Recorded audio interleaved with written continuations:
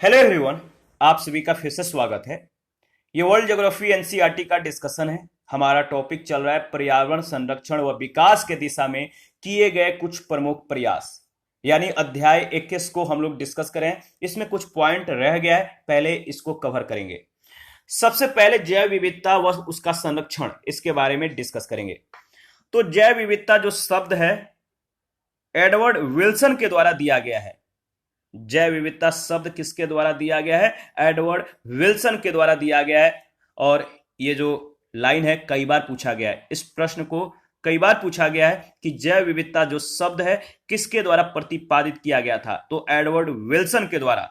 यह जैविक संगठन के प्रत्येक स्तर पर उपस्थित जैव विविधता को दर्शाता है।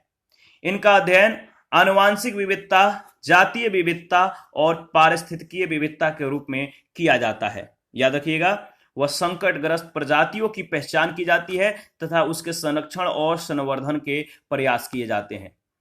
IUCN, याद रखिएगा, अगर बात करें तो IUCN इस संबंध में रेड डेटा बुक प्रकाशित करता है। तो IUCN रेड डेटा बुक प्रकाशित करता है। कौन? IUCN। जैव विविधता का संरक्षण इन सिटू यानी स्वस्थाने और एक्स सिटू यानी बाह्य स्थाने दो तरीकों से किया जाता है। स्वस्थाने संरक्षण विधि के अंतर्गत अगर बात करें तो जैव विविधता समृद्ध क्षेत्रों को जो है उनके प्राकृतिक स्वरूप में उसी स्थान पर बनाए रखने के प्रयास किए जाते हैं, यानी उनका जो मूल स्थान होता है, ठीक है, उन्हीं मूल स्थानों पर उनको जो है मतलब कि उनको हर तरह की सुविधाएं या उनको बनाए रखने का जो है प्रयास किए जाते हैं।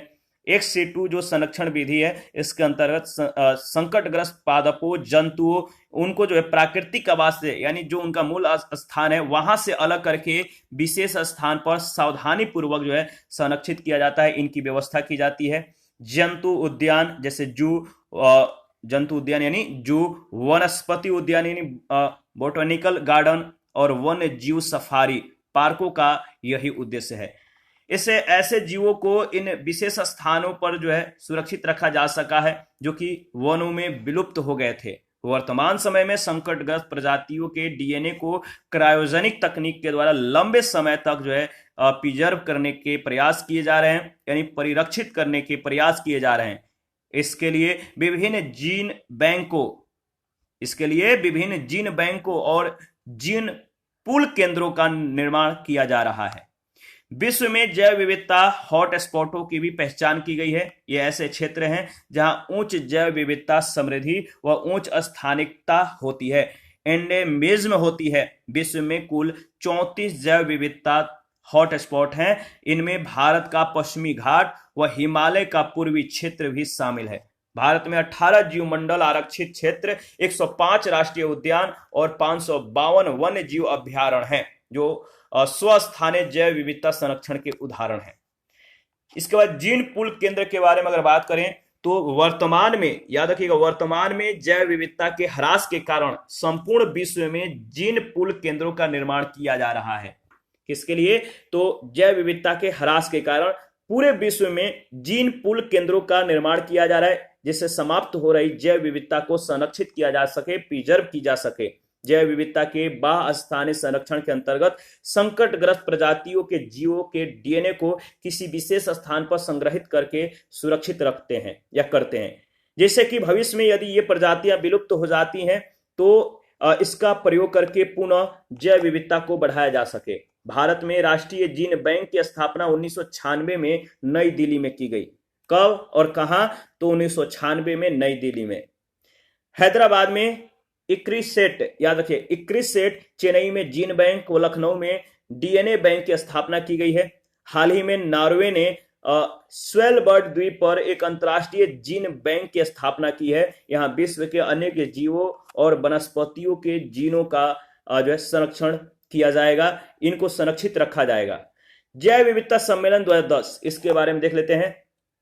जापान के नागोया में 18 से 29 अक्टूबर के बीच 2010 में जैव विविधता पर सम्मेलन को आयोजित किया गया। संयुक्त राष्ट्र संघ ने 2010 को अंतर्राष्ट्रीय जैव विविधता वर्ष के रूप में भी स्वीकार किया है।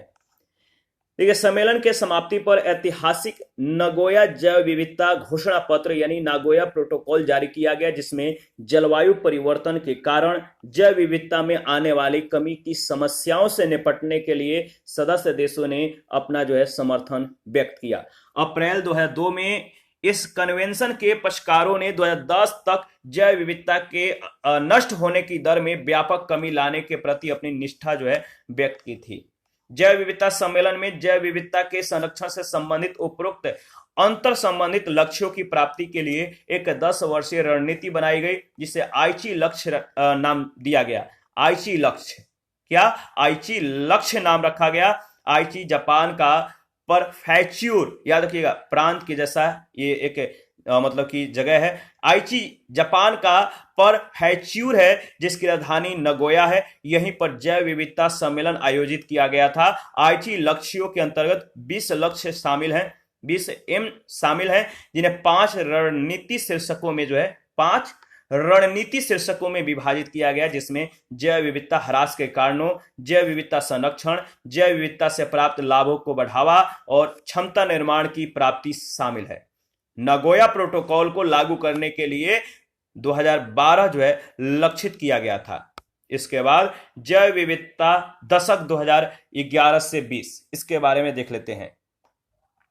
संयुक्त राष्ट्र महासभा ने जैव विविधता के लिए उत्पन्न खतरों के बारे में जागरूकता बढ़ाने के लिए वर्ष 2011 से 2020 की अवधि को संयुक्त राष्ट्र जैव विविधता दशक घोषित किया गया, याद रखिएगा, जिसे नगोया जापान में हुई CBD जापान में हुई यानी कन्वेंशन ऑन बायोडाइवर्सिटी के अंतर्गत COP10 को मंजूरी दे दी गई थी। इसमें CBD और सहस्त्राब्दी विकास लक्ष्यों के तीनों उद्देश्यों की प्राप्ति के लिए 20 सहायक लक्ष्य शामिल है। जैव विविधता सम्मेलन 2011, जैव विविधता सम्मेलन 2011 बहुत ही महत्वपूर्ण है, इसको ध्यान में रखिएगा। जैव विविधता अंतर्राष्ट्रीय संधि पर कॉन्फ्रेंस ऑफ पार्टीज का 11वां सम्मेलन यानी COP 11 और जैव सुरक्षा पर कार्टागेना प्रोटोकॉल के मीटिंग ऑफ पार्टीज का यानी MOP6 का 6ठा सम्मेलन 1 से 19 अक्टूबर 2012 के बीच की गई। और कहां पर? तो भारत की राजधानी नई दिल्ली में इसका आयोजन किया गया।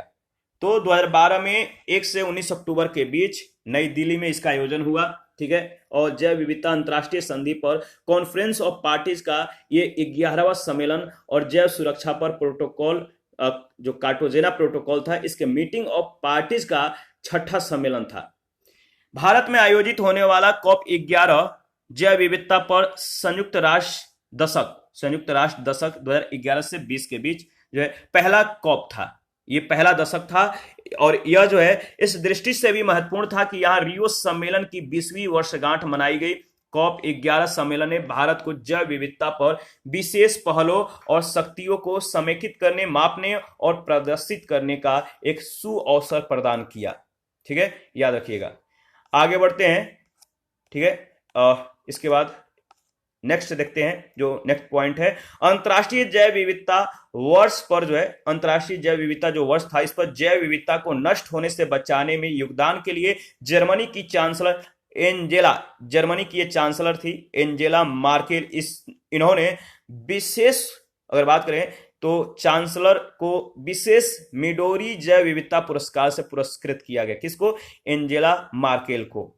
जैव विविधता दिवस 22 मई, जैव विविधता दिवस कब मनाया जाता है? 22 मई को मनाया जाता है। 22 मई को अंतर्राष्ट्रीय जैव विविधता दिवस मनाया जाता है, प्रत्येक साल 22 मई को। इसे विश्व जैव विविधता संरक्षण दिवस भी कहते हैं। 2021 के अंतर्राष्ट्रीय जैव विविधता दिवस का जो विषय था, हम समाधान का हिस्सा, we are part of the solution, ये थीम रखा गया था। 2021 के जो अंतर्राष्ट्रीय जैव विविधता दिवस का थीम था। अंतर्राष्ट्रीय जैव विविधता दिवस का उद्देश्य पारिस्थितिकीय तंत्र के संरक्षण और संवर्धन के प्रति जन जागरूकता को बढ़ाना है। यह दिवस अंतर्राष्ट्रीय जैव विविधता के आधारभूत महत्व को पहचानने के साथ साथ जैव विविधता के महत्व और खतरों के प्रति जागरूकता बढ़ाने के लिए मनाया जाता है। मानव और पर्यावरण से संबंधी अवधारणाएं इसके बारे में देखेंगे। सबसे पहले नियतिवादी अवधारणा क्या है, यह मानव को पर्यावरण का ही एक तत्व मानता है। नियतिवादी जो अवधारणा है, मानव को पर्यावरण का ही एक तत्व मानता है। हम्बोल्ट व रीटर जैसे मतलब कि जो हम्बोल्ट और जो रीटर थे, इन दोनों जैसे नियतिवादी भूगोलवेताओं ने मानव जीवन को प्रकृति पर जो पूर्णतः निर्भर माना है।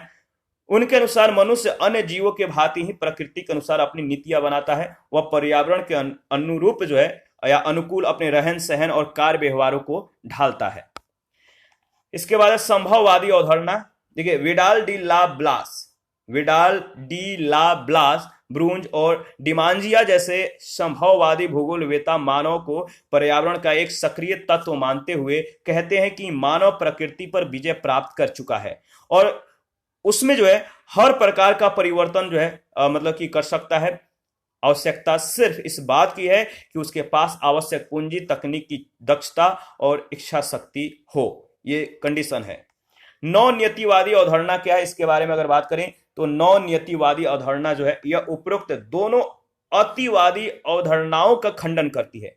ग्रिफिथ, टेलर और OHK स्पेड जैसे भूगोलवेताओं ने प्रकृति की एक पक्षीय दोहन की आलोचना की है। एक पक्षीय जो दोहन है इसकी आलोचना की और बताया कि प्रकृति का अत्यधिक दोहन विनाशकारी हो सकता है, प्रलयकारी हो सकता है। उन्होंने प्रकृति के संबंध में रुको और जाओ की नीति अपनाने को कहा और बताया कि प्रकृति की अपनी सीमाएं हैं। हमें चाहिए कि पहले प्रकृति को समझने का प्रयास करें, उसके बाद जो है अपनी विकास नीतियों का निर्धारण करें। वस्तुतः वर्तमान समय में सतत विकास का जो संबंध है नौ नियतिवादी अवधारणा से ही है। ठीक है, इसको ध्यान में रखिएगा। इसके बाद सस्टेनेबल जो डेवलपमेंट है, सतत विकास जो है, इसके बारे में देख लेते हैं ये क्या है। तो इसके लिए धारणीय, संपोषणीय और निर्वहनीय, टिकाऊ, शाश्वत या सतत विकास आदि जो शब्द हैं ये प्रयोग में लाए जाते हैं। ये सभी जो है सस्टेनेबल डेवलपमेंट के अंतर्गत जो मतलब कि जो शब्द हैं इसको ध्यान रखिएगा। धारणीय, संपोषणीय, निर्वहनीय, टिकाऊ, शाश्वत या सतत विकास आदि शब्द जो है इसके अंतर्गत प्रयोग में लाए जाते हैं। इसका तात्पर्य है विकास के उस अनुकूलतम स्तर से जो पर्यावरण को क्षति पहुंचाए बिना संसाधनों के अनुकूलतम उपयोग से प्राप्त होता है। इसके पश्चात पूंजी, कुशल श्रम, तकनीकी आदि के प्रयोग के बावजूद यदि अधिकतम विकास का प्रयास किया जाए तो पर्यावरण को अस्थायी रूप से जो है क्षति पहुंचने लगती है और इस प्रकार विकास का यह स्तर लंबे समय तक नहीं चल सकता। सतत विकास की इस अवधारणा में पर्यावरण के अनुरूप विकास के साथ ही संसाधनों को भावी पीढ़ियों के लिए बचाए रखने पर भी जो है ध्यान रखा जाता है। इस शब्द का प्रयोग पहली बार यानी international union for conservation of nature and natural composition ने अपनी रिपोर्ट जो है विश्व संरक्षण रणनीति में किया, वर्ल्ड कंजर्वेशन स्ट्रेटेजी में।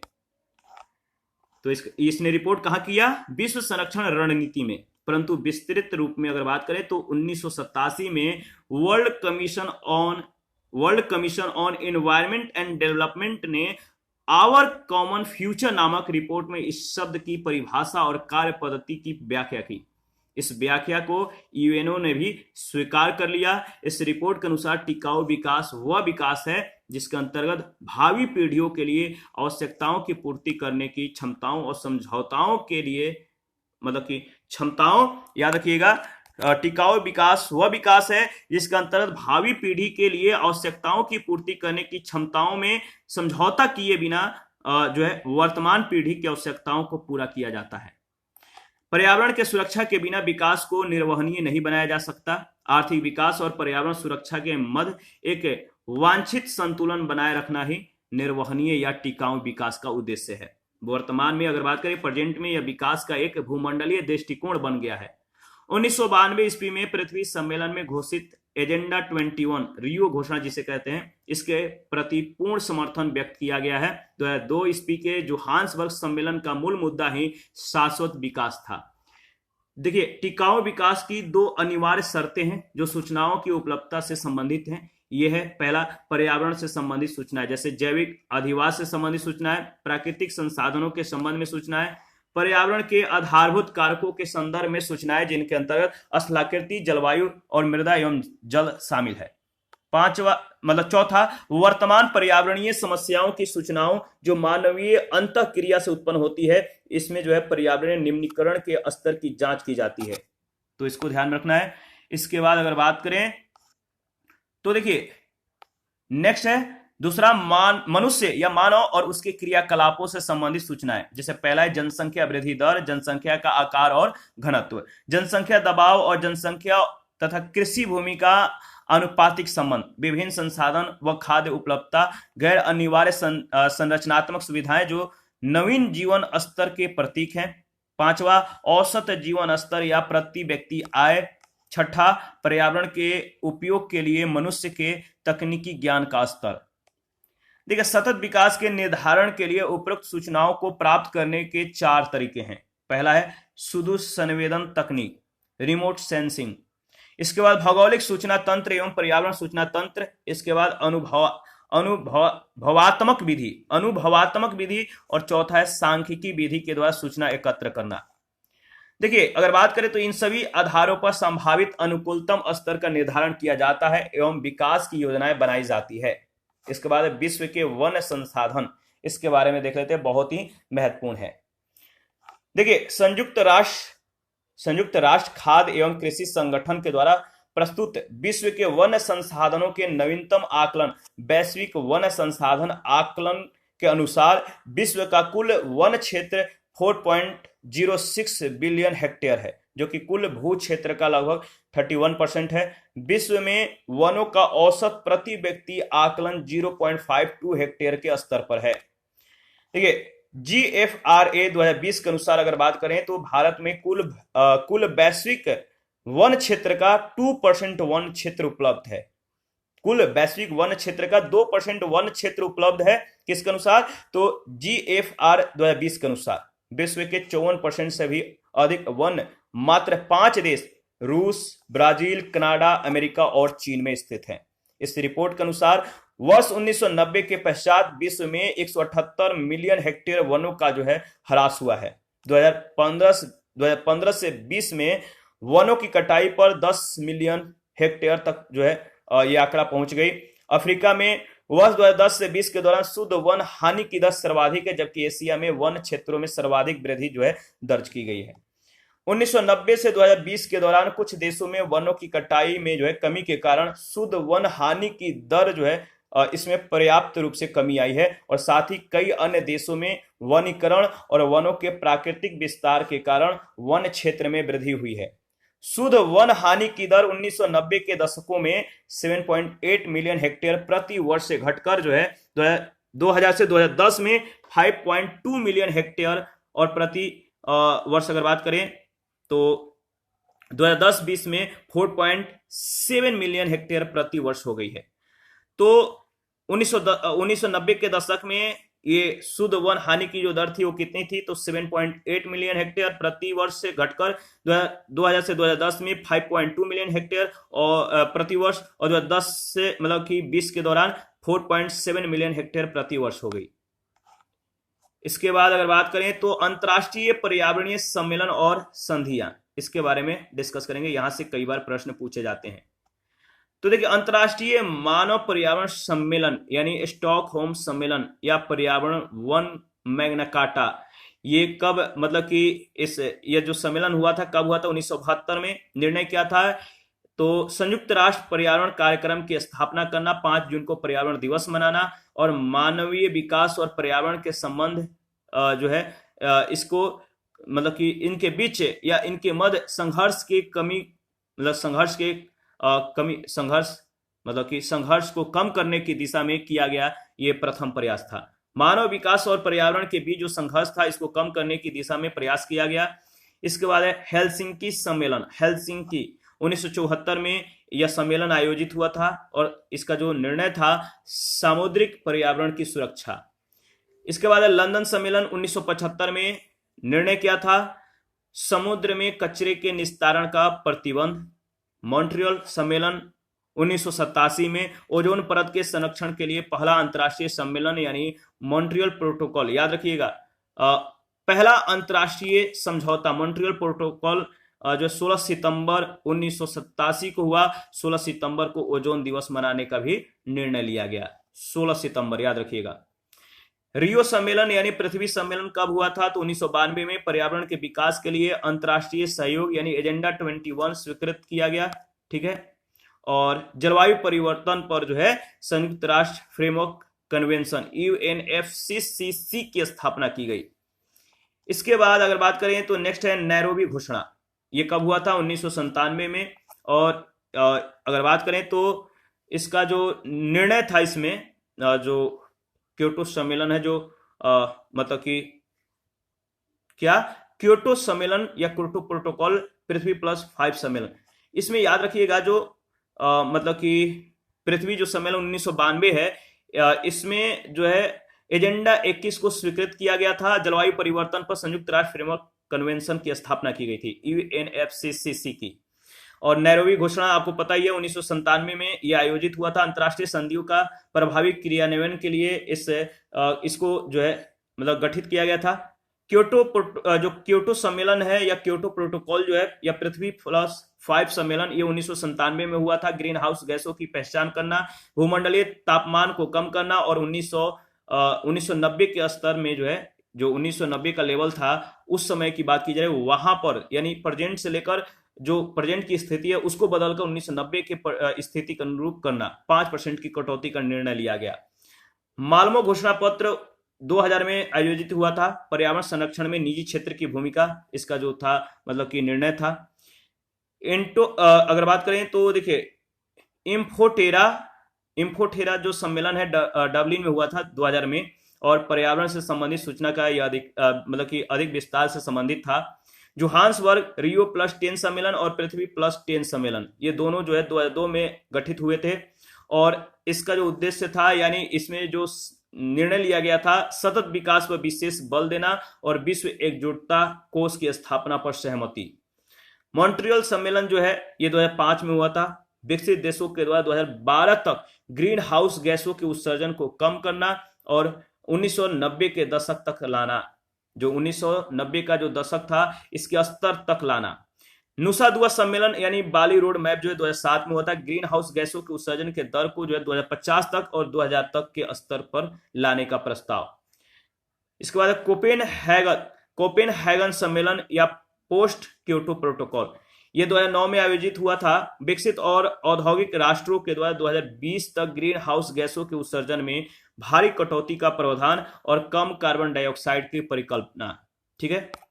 इसके बाद अगर बात करें तो नेक्स्ट है नुसा दुआ सम्मेलन यानी बाली रोड मैप। तो ग्रीन हाउस गैसों के उत्सर्जन के दर को 2050 तक तथा 2000 के स्तर को लाने का प्रयास था। 2007 में जो है यह आयोजित हुआ था। कोपेनहेगन जो सम्मेलन है पोस्ट क्योटो प्रोटोकॉल 2009 में आयोजित हुआ था और विकसित और औद्योगिक राष्ट्रों के द्वारा 2020 तक ग्रीन हाउस गैसों के उत्सर्जन में भारी कटौती का प्रावधान किया गया और कम कार्बन अर्थव्यवस्था की परिकल्पना को जो है प्रस्तुत किया गया। कानकुन सम्मेलन 2010 में हुआ था। इसका जो मतलब कि इस समय जो निर्णय लिया गया था कानकुन सम्मेलन के दौरान क्या लिया गया था? हरित जलवायु कोष स्थापित करने का निर्णय। डरबन सम्मेलन यानी COP जो 17 है इसका गठन 2011 में हुआ था और इसका जो मतलब कि कह सकते हैं जो डरबन सम्मेलन है इसमें जो निर्णय लिया गया था क्या लिया गया था? तो डरबन प्लेटफॉर्म के अंतर्गत ग्रीन क्लाइमेट फंड की संकल्पना। इसके बाद दोहा सम्मेलन यानी COP 18 2012 में हुआ। क्लीन डेवलपमेंट मैकेनिज्म के अंतर्गत प्रदूषण कम करने का प्रयास सम्मेलन। ठीक है, जिसमें द फ्यूचर वी वांट मसौदा प्रस्तुत किया गया। हरित मतलब की व्यवस्था पर याद रखें हरित व्यवस्था पर बल दिया गया। वार्सा सम्मेलन COP 19 2013 में मतलब कि आयोजित हुआ था। ग्रीन क्लाइमेट फंड बनाने पर सहमति जो है व्यक्त की गई। लीमा सम्मेलन यानी COP 20 और 2070 तक ग्रीन हाउस गैसों के उत्सर्जन को समाप्त करने के लिए विशेष देशों के प्रतिबद्धताएं की स्वीकृति। पेरिस सम्मेलन COP 21 2015 में जो है यह स्थापित हुआ और कार्बन उत्सर्जन लक्ष्यों की कानूनी रूप से बाध्यकारी संधि था। इसके बाद बाब इगली सम्मेलन यानी मोरक्को COP 22 2016 में हुआ और इसका जो विषय था या इसमें जो निर्णय लिया गया था, हमारी जलवायु और सतत विकास के लिए माराकेस कार्यवाही की जो है घोषणा करना। इसके बाद बॉन सम्मेलन जर्मनी में COP23, फिजी मोमेंटम फॉर मतलब कि इम्प्लीमेंटेशन प्रस्तुत किया गया था। इसका जो मतलब कि जो निर्णय था इसको ध्यान में रखिएगा। इसके बाद है काटोवाइस सम्मेलन पोलैंड COP24 2018 में यह आयोजित हुआ। पेरिस समझौते के क्रियान्वयन पर विस्तृत नियमावली थी। और इसके बाद है आपका नेक्स्ट है, बताइए, नेक्स्ट है मैड्रिड सम्मेलन, यानी स्पेन में जब हुआ था तो इसको COP25 कहा जाता है। जलवायु परिवर्तन से जूझ रहे देशों की मदद के लिए यह घोषणा का जो है समर्थन किया गया था। इस घोषणा को मतलब कि समर्थित बनाया गया था। इसके बाद ग्लासगो सम्मेलन यूनाइटेड किंगडम COP26, कार्बन शुद्ध शून्य उत्सर्जन की दिशा में प्रयास का निश्चय और पेरिस नियम पुस्तक का अंतिम रूप दिया गया इस COP के तहत। इसी के साथ हमारा जो सेशन है ये बिल्कुल समाप्त हो जाता है। नेक्स्ट सेशन में आर्थिक भूगोल भाग 3 को जो है डिस्कस करेंगे। इसमें कृषि, उद्योग, खनिज एवं ऊर्जा संसाधन और परिवहन के बारे में बारी बारी से डिस्कस करेंगे। आप अपना प्रतिक्रिया देते रहिए। आपके प्रतिक्रियाओं का हमें बेसब्री से इंतजार रहता है। जिन लोगों ने Telegram channel, Telegram quiz group, Facebook page, Instagram को ज्वाइन नहीं किया, वीडियो के डिस्क्रिप्शन बॉक्स में उसका लिंक है, आप ज्वाइन कर सकते हैं। Thank you.